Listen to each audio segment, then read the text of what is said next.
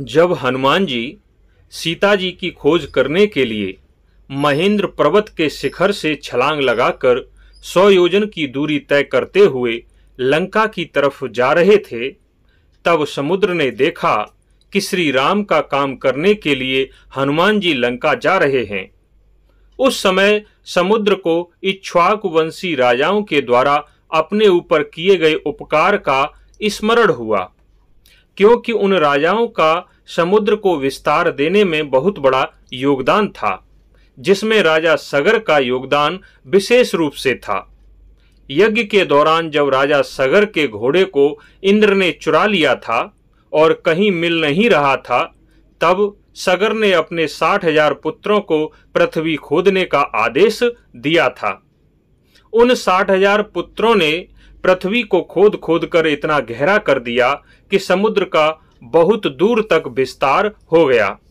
हालांकि घोड़ा उन्हें फिर भी नहीं मिला था। उस कथा को जानने के लिए हमने डिस्क्रिप्शन में लिंक दे दिया है। आप उस वीडियो को देख सकते हैं कि किस प्रकार राजा सगर के 60,000 पुत्रों ने पृथ्वी को खोद डाला था और उसके बाद वे किस प्रकार नष्ट हो गए थे। अब मूल कथा पर आते हैं। तो इसलिए समुद्र बदले में उनका भी उपकार करना चाहता था। समुद्र को मालूम था कि हनुमान जी श्री राम का ही कार्य करने जा रहे हैं। इसलिए समुद्र ने सोचा कि मैं कोई ऐसा कार्य करूं जिससे कि हनुमान जी थोड़ा सा विश्राम कर लें और अपनी भूख मिटा लें, उसके बाद फिर आगे बढ़ें। उसका विचार बहुत अच्छा था, क्योंकि लगातार हनुमान जी आकाश मार्ग से लंकापुरी की तरफ चले ही जा रहे थे। फिर समुद्र ने पर्वत श्रेष्ठ मैनाक पर्वत से आग्रह किया कि हे मैनाक, आप अपने शिखर को इतना ऊंचा कर दो कि लंका की तरफ जा रहे हनुमान जी उस शिखर को देखकर उस पर रुककर थोड़ा विश्राम कर लें और वहां के कंदमूल फल खाकर अपनी भूख मिटा लें, क्योंकि मेरे ऊपर श्री राम के पूर्वजों का बहुत बड़ा उपकार है। मैं चाहता हूं कि इस समय श्री राम के पूर्वजों के द्वारा किए गए उपकार का थोड़ा सा ऋण मैं भी चुका दूं। समुद्र की बात सुनकर पर्वत श्रेष्ठ मैनाक ने, जो समुद्र में डूबा हुआ था, समुद्र से उठना प्रारंभ कर दिया। मैनाक पर्वत का एक शिखर बहुत ऊंचा हो गया। उधर हनुमान जी बड़ी तेजी से आकाश मार्ग से लंकापुरी जा रहे थे। उन्होंने उस मैनाक पर्वत के शिखर को देखा तो उनके मन में शंका हुई। हनुमान जी को लगा कि कोई मेरा मार्ग अवरुद्ध करना चाहता है, जिससे कि मैं लंका न जा पाऊं। फिर हनुमान जी उत्साह में भरकर कहने लगे कि कोई भी मेरा मार्ग अवरोध नहीं कर सकता, क्योंकि किसी में इतना साहस नहीं है।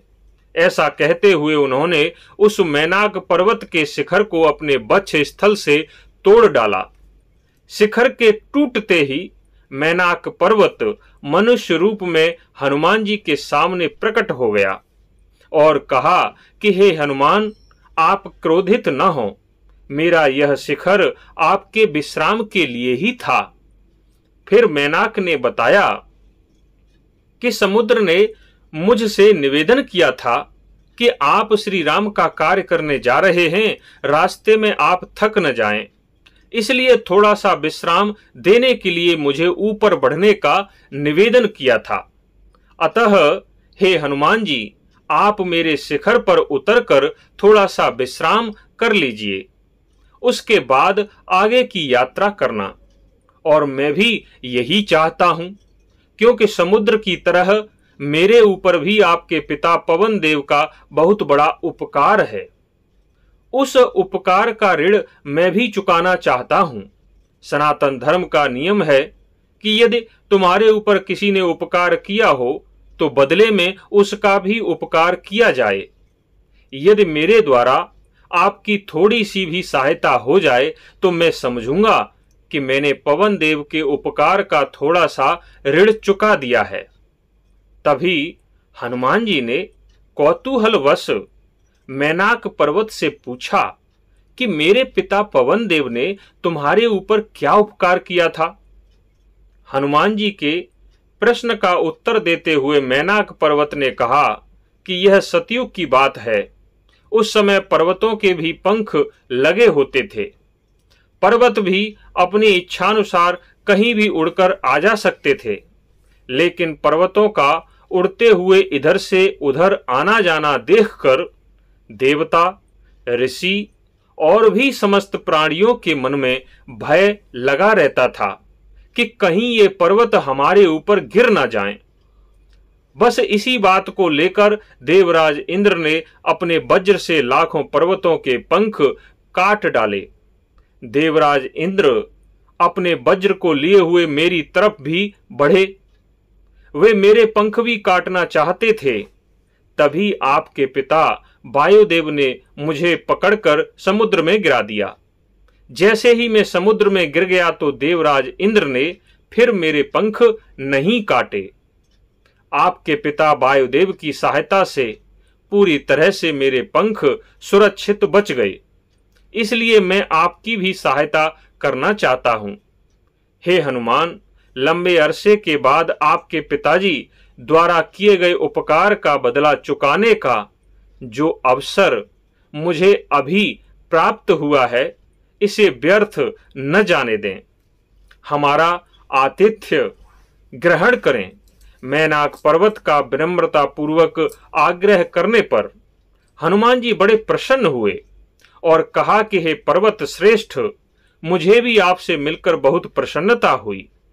आपने बहुत अच्छी तरह जिस प्रकार मेरा स्वागत किया है, आप समझें कि मैंने भी आपका आतिथ्य ग्रहण कर लिया, लेकिन अभी मैं विश्राम नहीं कर पाऊंगा क्योंकि मैं अभी बहुत जल्दी में हूं। दिन बीता जा रहा है और अभी तक मैं लंकापुरी नहीं पहुंच पाया हूं।